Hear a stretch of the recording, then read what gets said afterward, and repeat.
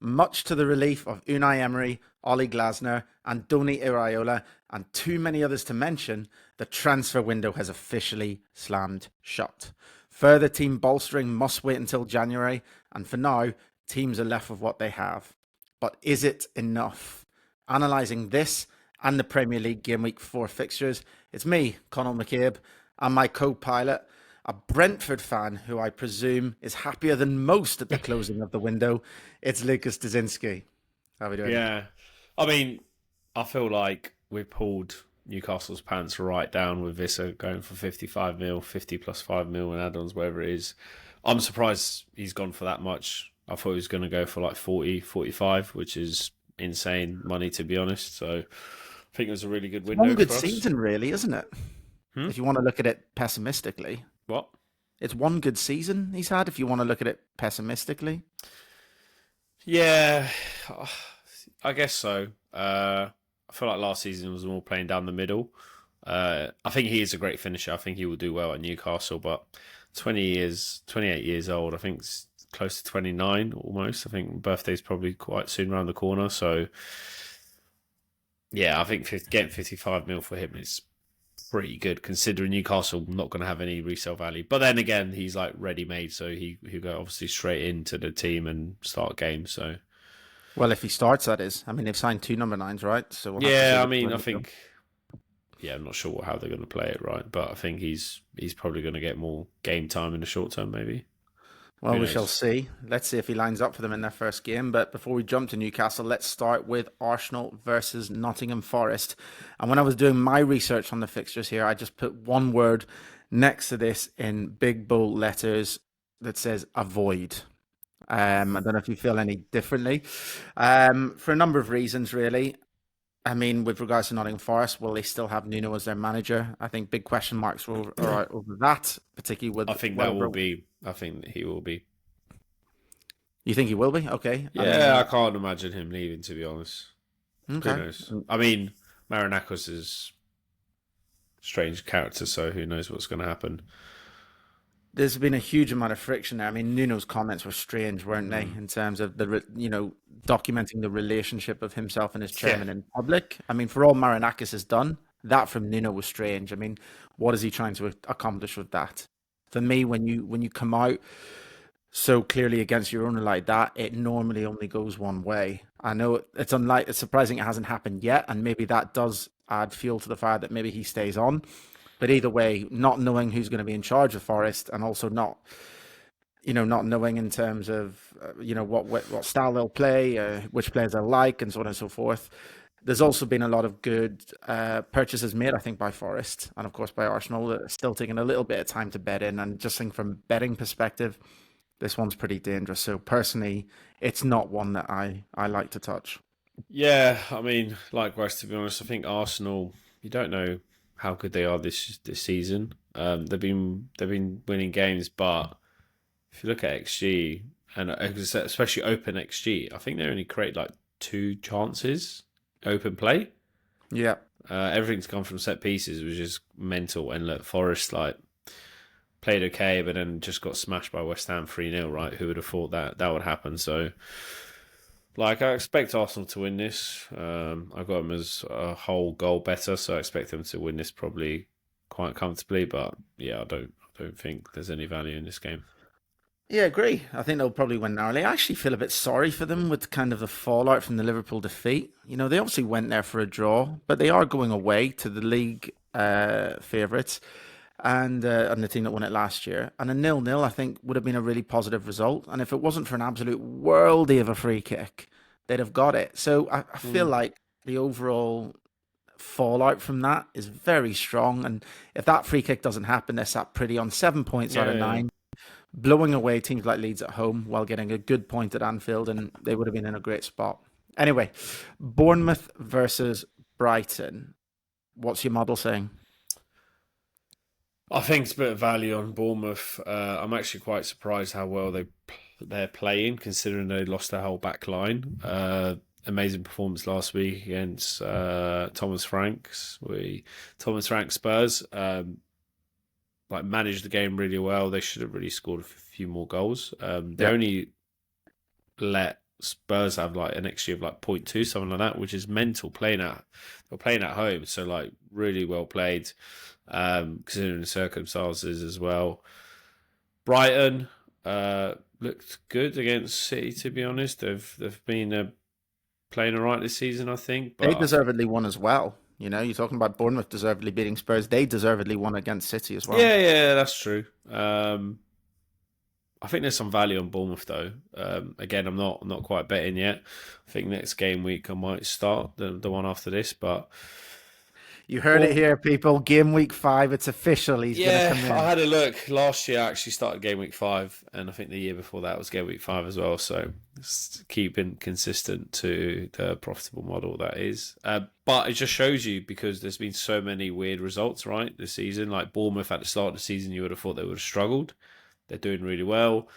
Forest, I said they're gonna like fall off the table, right? They've started off well, but you can see against West Ham, they were struggling, right? And then also Villa, who would have thought they would have been down at the bottom, right? So it's a lot of unknowns. That's why I like to wait, a few game weeks to understand how teams are performing. Brentford as well, been a bit hit and miss, more miss to be honest than hit. But saying that, Bournemouth, I think there's some value in this game, and I think if I was to place a bet, I'd bet on Bournemouth Bournemouth minus a quarter at 2.1 odds. So basically, if it's a draw, you lose half your stake. If it's a win, they win. I think playing at home, they should get a narrow win. Cool. And again, you can look back at our Stakehouse strategy episodes that we made during the summer if you want a deeper breakdown of the Asian handicap betting market. Just to touch on that really quickly, because obviously I like to rinse you a little bit for not getting involved in the betting. But actually, if you look at a lot of the pro tipsters and the betters and how they've done in the first 4 weeks, a lot of them have really struggled, and a lot of them find themselves currently at a loss. I'm sure a fair number of those will pull it round, but it adds weight to the fact that you're waiting it out basically, Yeah, and getting more of an idea and allowing the model to take shape before coming in, and hopefully out there it means people can have more confidence when you do start tipping in terms of backing those tips. So yeah, no, I completely, despite the laughs, I completely buy into why you're yeah. doing it. So in terms of this game, though, I do have an official tip. I don't disagree with your leaning towards Bournemouth, but my official tip is I just think this is going to be a great game. I think these are two incredible sides. Bournemouth have done so well considering they've changed the whole back line. Iraola is just working magic at that club. Really, really is. And they still look really exciting going forward. How Semenyo is not getting more attention is beyond me. In terms of Brighton, I feel like the City game was a real turnaround. I thought they were excellent in that game. And I think the international breaks come at a shocking time for Brighton. I think that they've suddenly got the bit between their teeth and Yeah. now they have to stop. And I think they'll be raring to go when this comes back in. So I think we'll see a cracking game. And I think we'll see goals. So I'm going with both teams to score. You can put this in a bet builder. So you can do both teams to score and over 2.5 goals in the match. So effectively, it's both teams to score plus one more goal coming from somewhere to win that bet. That price comes in at 1.91. So it's a little bit short, but I do think that this will land with quite a lot of confidence. So that Hmm. is my first official tip. Let's move on and talk about Crystal Palace versus Sunderland. I mean, how good did Sunderland look in the flesh? You were there at the game, of course, against the Mighty Bees. Not sure if they're good or if Brentford had a bit off game. To be honest, the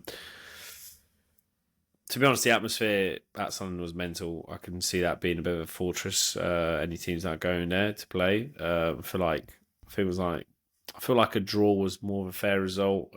Some dubious referee decisions on VAR as well. Hard to tell how Sunderland are going to perform against Palace. I've always rated Palace massively, and I think Palace is going to win this game. If I was to have a bet, actually, I would probably go Palace minus 3/4 at 1.85. Look, they kept Gahey, which is absolutely massive, right? Massive, isn't it? But is he going to be happy, right? How is he going to be playing? Who knows? I mean, surely he's going to give his best, right? Because he wants to go to the World Cup. So that's obviously a huge boost. So I was a bit worried about him leaving because Palace is one of the teams that's actually been undervalued by the market for quite some time. So wondering how long it's going to take to catch up. Yeah, I think he's a consummate professional. I mean, we're going to talk about transfers and player attitudes a little bit later in this podcast, but I think Gehi has got too much about him to down tools, and I think keeping him is Yeah, just massive for Palace. I do have another official tip on this game, and I'm again leaning the same way as you are, but with a slightly different angle to attack. Palace have been phenomenal at the start of this season, and they've made my pre-season prediction of them to go down look a bit silly, to be honest. Happy to admit that. And what I've noticed as well in their Premier League games, the last two, is that they have gone in ahead at half time. So winning against Forest at halftime 1-0, and then the last game away at Villa, winning away 1-0. Added to that, Palace, sorry, not Palace, Sunderland have looked they look pretty toothless on the road at Burnley. So it kind of buys into what you're saying. While the Stadium of Light is a fortress because of the fan support, away from home, they might just begin to struggle. So yeah. I do like getting Palace on side, but I think the match markets are a little bit too short. But I actually think the half-time, full-time market, considering that they've led twice in the last two games by half-time, is a nice angle. You can get 8-5 there, or if you wait until a little bit closer when the market opens on the exchanges, you'll be looking at around about the 2.75 mark on Palace half-time, full-time against Sunderland. I think that's a very fair price. So that's my second official tip.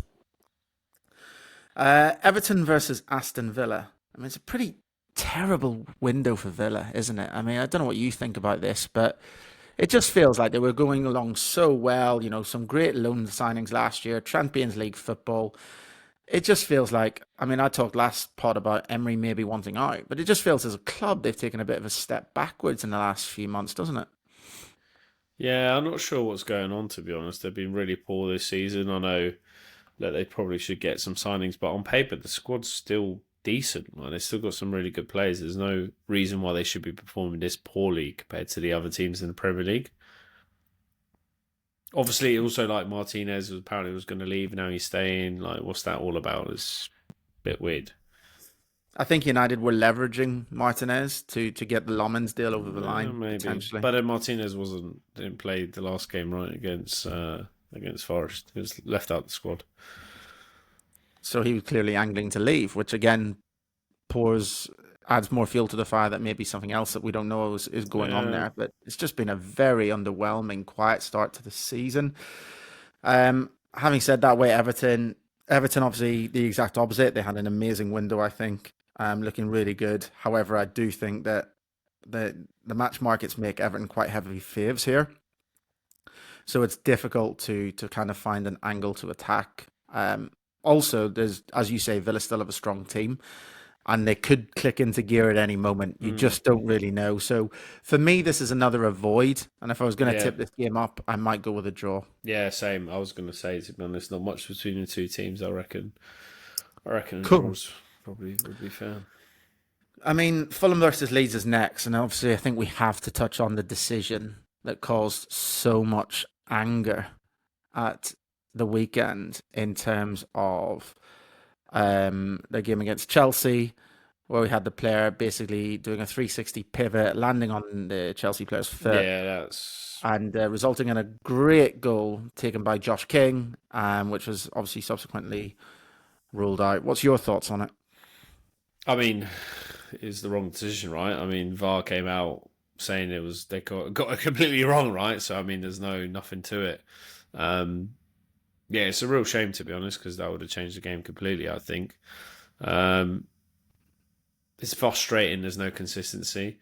That's all everyone's asking for, right? They don't care about some. Well, they care about some of these decisions, right? But the fact that there's similar decisions being given or not given is a bit frustrating for everyone. You don't know where you're standing. Yeah, 100%. I mean, I'm personally still pro VAR, right? Yeah, of And course. I've Like everyone talked is. about There was a vote last season, right? And from everyone all clubs Apart from Wolves, voted for VAR. because they'd had so many decisions go Yeah, against yeah, them. So it's like, I mean, a lot of fans out there, I think, are anti-VAR, but I'm still pro it, and I just think it comes down, it's got to be run and managed better. And I think officials are making it harder for themselves than they need to. I think ultimately It's just stick to the description, clear and obvious, right? You might have a view. I can actually see where they're coming from and seeing that it could have been a foul. I mean, he doesn't need to do the fancy pivot that he does. Yeah, but I'm you not can saying see, in his body language and like that it's not intentional. no, well, not every foul is though, right? But ultimately, I'm not saying that it was a foul, right? Mm. I'm not. I agree that it was a wrong decision. I'm just saying I can see where they're coming from. But what I can't see is how that they can say with absolute certainty, this is a foul. That was a mistake. He should have blown. Yeah, That's an observation. that wasn't clear and obvious, right? No. Exactly. VAR has to be reserved for the clear and obvious decisions. The one that's right. There is no room for any other thought here but foul or offside or whatever it happens to be. So they need to stick to that premise. But they also need help in one way. Like we need communication. We need to hear what the referees are saying to each other. The commentators can hear it's not been made clear to us. And that incites more hate and more dislike of officials because they're coming to decisions and we've got no idea why. Yeah, That's annoying, right? That's an easy fix and should be fixed. FIFA should be able to do more to help with that. And FIFA are not by trying to support the referees, they're fueling more hate and anger towards them, and that's a problem. Anyway, in terms of the game, I think Fulham are. I'm going to call this my nap. Actually, I hadn't marked it as my nap, but well, I'm going to call DCL it. to score. Funny you should say that. I'm really not convinced he's the answer at Leeds, and if it adds weight to my bet, I think Fulham have looked pretty impressive. Really good against United. In the end, United were lucky to get out of there with a draw. I think they got stronger as the game went on, despite Mm. doing little to no business in the window. I mean, Marco Silva's doing a great job Yeah, there. Um, and against Chelsea, obviously, if that goal from Josh King stands, you wouldn't have backed against them getting a result at the Bridge. So they're doing a lot right. And Craven Cottage is a tough place to go. Leeds, if you look at their XG, like they've not got a terrible return, 4 points from 3 games. But if you look at the XG, they're not creating and they don't look like scoring and they don't have enough of a focal point for me. I don't think Dominic Calvert-Lewin is the answer. I think they're going to struggle in particular away from home. And my angle on this one's really simple. To be able to get 1.97 on Fulham to win this match, I just think that's a really, really fair price. And yeah, so I'm gonna put that down as my nap. What do you think? yeah. I mean, I got them as zero point 0.5 goals better, so I think they'll win, but I don't think there's any value in that price. Okay. Newcastle versus Wolves. Before we launch into the game, just want to talk a little bit about the players' roles in this window in terms of what can you do to get your move. And there's like I've come up with a bit of a scale, right, of 3 players that line the scale perfectly. So at one end, you've got And Buemo. Alexander Isak, Okay, who so basically went to the end of the world to force yeah. his move, went on strike, but went much further than that. And he said he'd never play for the club again. You know, he really polarized himself. Not polarized. He really. Well, apparently he wasn't. Apparently towards the end of last season, and want Newcastle to get Champions League. I You mean, seen wow. that? Yeah, there's rumours around that, and how like Eddie Howe knew about that, and he just wasn't performing and stuff like that. But these rumours are all fueled by the fact that he was willing to ditch Yeah, Newcastle so quickly and go from, being a player that, really appreciating the chance that Newcastle gave him in the Premier League all the way through to basically, you know, not just turning his back on the club, but turning his back on them in a way that, basically was but how sticking could you two even like fingertips sign a in player like that? That's what I don't get. Like, you just feel a bit because of his ability, something's not right? right. Because of his quality. Yeah, But yeah, ultimately, of course there's quality, but like, what if someone else comes sniffing like Real Madrid in like a year's time? What's he going to do yeah, then? maybe. Let's see what happens at Liverpool. But ultimately, he's at that end of the scale, Isaac. And then you look at the other end of the scale all the way through to Mark Gehi, who obviously wanted to leave Palace. Mm. He wanted to go to Liverpool. But he said nothing in the press. Not a dicky bird. He didn't go on strike. He didn't down tools, and he was a consummate professional. The difference between the two players is Isaac got his move, right? Gehi didn't. And so while you admire and appreciate the way that Mark Gehi went about it and he showed so much class, he's lost, right? Because ultimately, footballers' careers are really short. And ultimately, what's going to happen in the next 6 months? Who knows? Maybe somebody comes through at Liverpool. Maybe they turn their attentions elsewhere. He might have had that one chance to play Champions League football, to win medals, to win Premier League medals, and ultimately now he hasn't. That hasn't worked out for him. So the way that the Gehi one played out means that you can almost understand so much more players feeling that they have to do something to get that move. And obviously, Isak went too far. And now let's talk about the player in the middle of the spectrum for me, who is Johan Vissa, right? Who did go Middle. on. I mean, he's on the I same think level so. as Isak, no? No, I don't agree at all, right? So sorry, not Isak, Vissa did down tools, right? Didn't want to play. But ultimately, he still was very careful with everything he said in the press. Even 2 days ago, before the window was going to close, it's like, I love Brentford. I've given my heart for Brentford. I've done this for Brentford. And I Yeah, really but want him to be he was successful. spreading false info, right?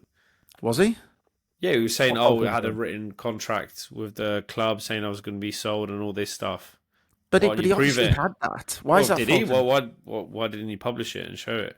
Because you don't do that.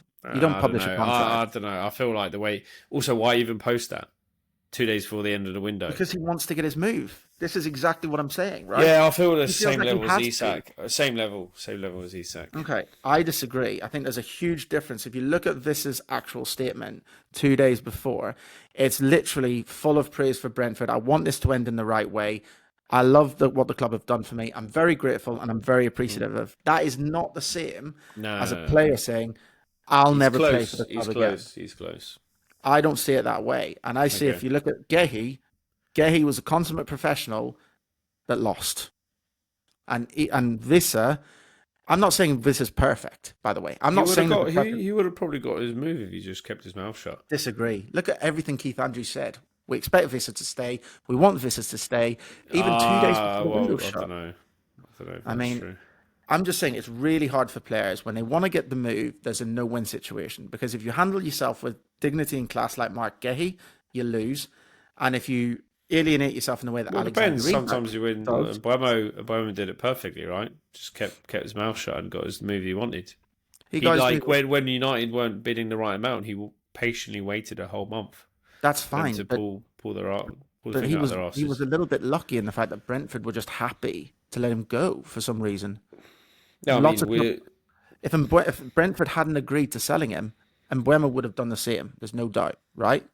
So Yeah. ultimately, I'm just saying there's no easy win. But until clubs make it easier and have more, it's tough for them, right? Because they don't want to lose their best players. But until Yeah.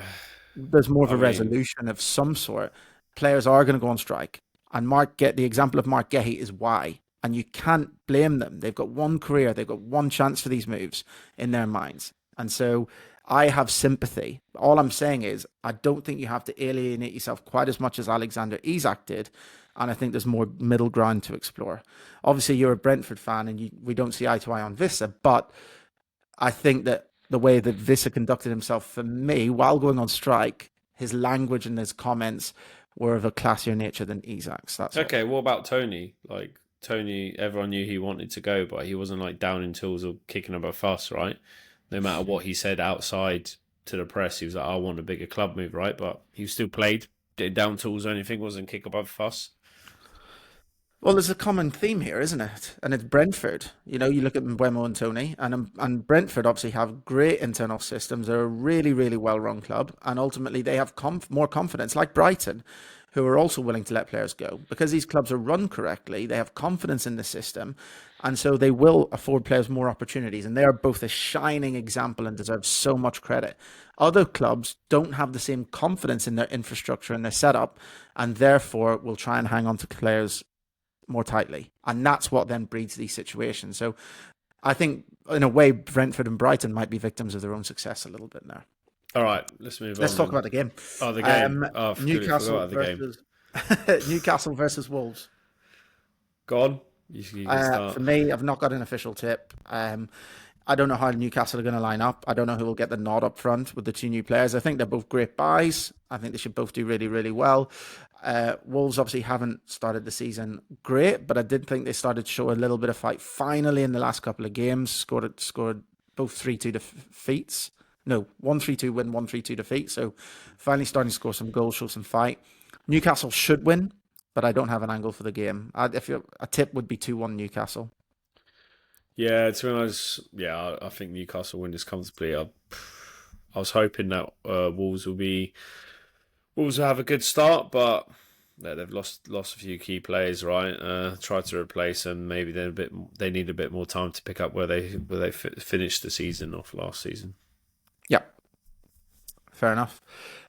West Ham versus Tottenham. And look, West Ham have been abysmal, but they did remind us of something at Forest. They've got way too much quality to go down.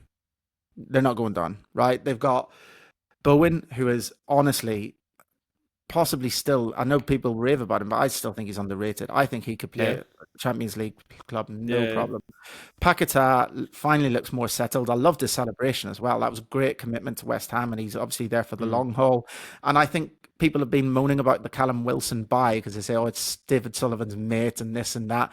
He looked a menace when I know he took one off Jared Bowen, but I actually thought he put himself about really, really well against Forest. Yeah, He'll score goals. So I think West he Ham have will, got but is he going to stay fit, right? good question. Yeah. But I still think, regardless of that, West Ham have got way too much quality to go down. So that's a good thing in their favour. In terms of this game, it's a difficult one to call, but Tottenham, bitter rivals at home. If I was going to go down any betting route here, it might be via cards. West Ham still don't have the legs in midfield and might compensate with a few rash challenges. In terms of prediction, I actually think it could be a draw. I think it could be a 1-1 draw if I was to make a prediction for this game, but no bet for me. Yeah, look, I think there's a bit of value on West Ham plus a quarter, but I'm not touching it again because look, don't know how these two teams are even going to play, right? West Ham have Mhm. been horrendous, but then they managed to do well against Forest. On the other side, Spurs looked good, but then they got smashed by Bournemouth at home and didn't create anything. So who knows? Yeah, that was a real smack bang back down to earth. That one wasn't it? Yeah. Well, I butchered that sentence, but anyway, let's move on. Brentford versus Chelsea. What is the model saying? Model saying that Chelsea are 0.33 goals better, so expect them, but not massive, not huge advantage. Better.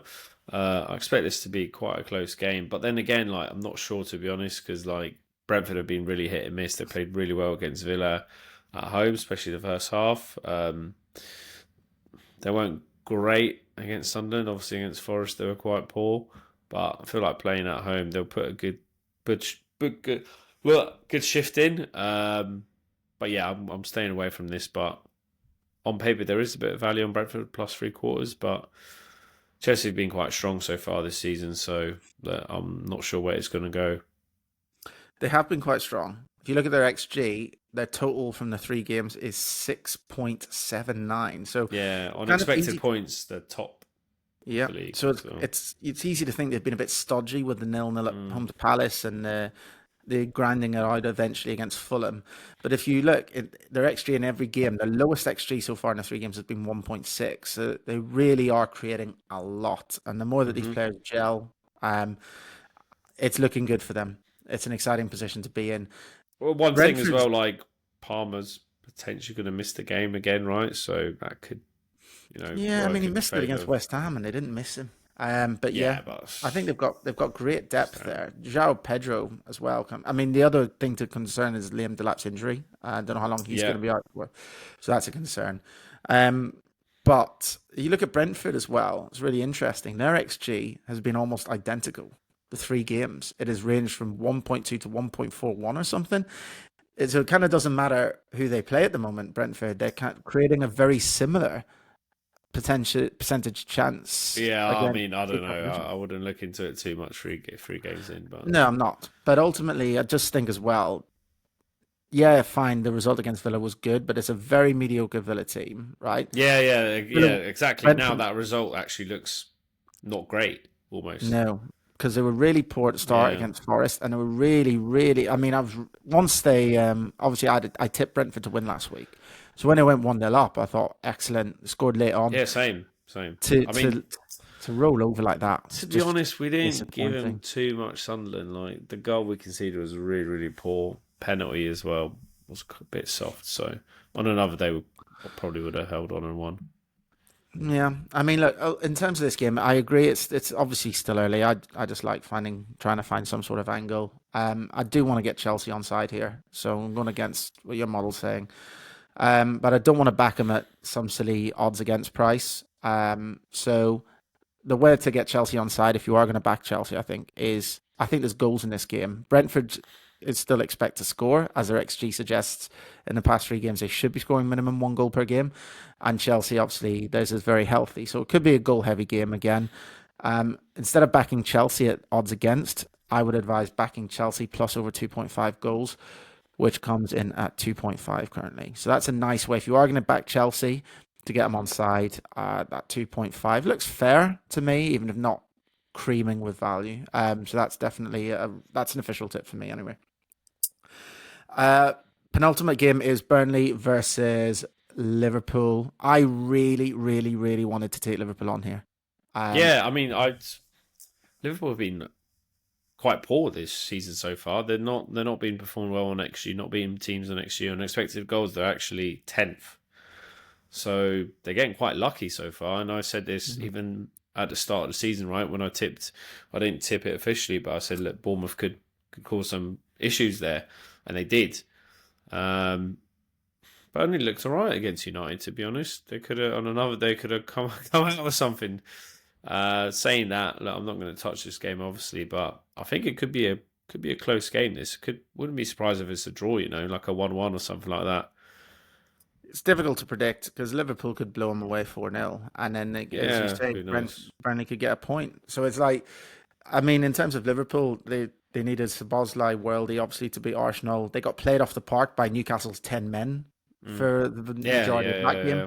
I'm still not happy with the balance in their midfield. I can't believe more people aren't talking about it. Just Florian Wirtz in as part of that midfield three, it just leaves them too short. Obviously, Gravenberch is amazing, and him coming in has helped. But I just still worry about that midfield balance. And also, Isak has obviously not had enough match practice, right? He's gone away now with Sweden for the international break. Well, obviously they'll want to start him, I imagine. But I think Ekitike can find No, himself. they won't start him. He'll be on the bench, surely. Do you think? I mean, Interesting. he hasn't really had the preseason, right? Well, yeah, but this is it. Maybe he does then. Maybe. Either way, Maybe he Ekitike is comes going off to the be. bench last half hour, 20 minutes. Yeah, Ekitike is going to be an Yeah. unfortunate bystander in this. He's going to get way less game time now, that's for sure. So yeah, I'm not going to touch this one, but going to be watching how they play. And when the trickier fixtures come up, I just don't think Burnley are the right opposition either, to be honest. I mean, you say they could have got something at Old Trafford. They actually got played off the park. They were lucky to only lose 3-2 if you look at the XG. So no, that's not with my United hat on. I'm about to put my Yeah, United hat okay. All on right, in all a right, minute. all right, all right. In a Let's move minute. on Don't then. worry with the Put the last game. United hat on. But no, I mean, it was 2.87 to 0.6 or something. So it's just what it is. So it's not the right time. So hard to put a prediction on it. Could be anything. This one, Liverpool probably get it done if you back Liverpool. I would say back a wide Liverpool win because it's probably one or the other, wide win or a draw, something like that. Last game is City versus United, and now here I go. I'll put my United hat on. I just think this game is set up. I mean, it's all about betting is all about trying to find where strength meets a weakness. And if you look at City's weakness, they're just vulnerable to counterattacks. They've been vulnerable to counterattacks for the best part of the year. Obviously, Rodri's injury has had a lot to do with that, and he's still not back to his best and injured again. Injured again? And I thought he's back. He played is last he game, back? didn't I'm not he? sure. Yeah, he But either played way, last game. they remain very vulnerable to the counter. And United now, the players, Mbeumo, Cunha, are players perfectly suited to counter-attacking. Like, they really are. City obviously struggled in the last home game against a big team. Spurs, who beat them really, really well. I think it's close to clicking for United. It really does feel like it is. And this game with much less pressure on them, where nobody's actually expecting United to get a result here, might just be where it happens. So I'm not going to look at the match markets because even with my bet, I don't know if United will win or not. But I want to back United goals. And so you can get United to score over 1 goal. So United score 2 goals or more at 2.75, which I think is a very fair price. So And goal I wouldn't fest. and I wouldn't put people off the over 2 goals price. So 3 or more at 8. So 8.0 that is. So there's two angles. I'll make my official tip just the over 1 goal at 2.75. But just if any bettors out there want to take on the over 2 goals, then I wouldn't put you off that market either. So there you have it. Let's do a recap. Oh, hold Obviously, on. Only thing oh, I'll say sorry, on the game. sorry, crack on. I think Tell me City how going to bad it smash is. United. That's all I got to say. Yeah, I That's think it. City going to run riot on United, but it'll be a good game. I agree with that. What score prediction? 3-1. 3-1. Okay. Tipping my bet to lose, of course you are. All right. Let's recap. Obviously, a couple of very good steers from Lucas. In terms of myself, come on, as I go through my bets, rate them out of 10, right? So, 0. Bournemouth versus Brighton, both teams scoring over 2.5 goals. Yeah, not bad. Okay, no rating, just a yeah. We'll Just a take not that. bad. Just a not bad. Palace halftime, full time, home to Yeah, good, Sunderland, good, better, getting there. 2.75. All right. Fulham to win at home to Leeds, 1.97. Yeah, not bad. Okay. You're going to hit this one, of course. Chelsea and over 2.5 goals at 2.5. No, Away at Brentford. awful. Chelsea 0 goals. Okay. And finally, somebody sensing a little bit of tongue in cheek there. And finally, Man United score over 1 goal against Man City at 2 Yeah, I points. mean, what over 1 goal? Yeah, that should be easy. Let's see. There you have it. There's our tips for game week 4. Try and have a bearable international break out there. And we'll see you bright and early for game week 5. Take care of yourselves. Cheers.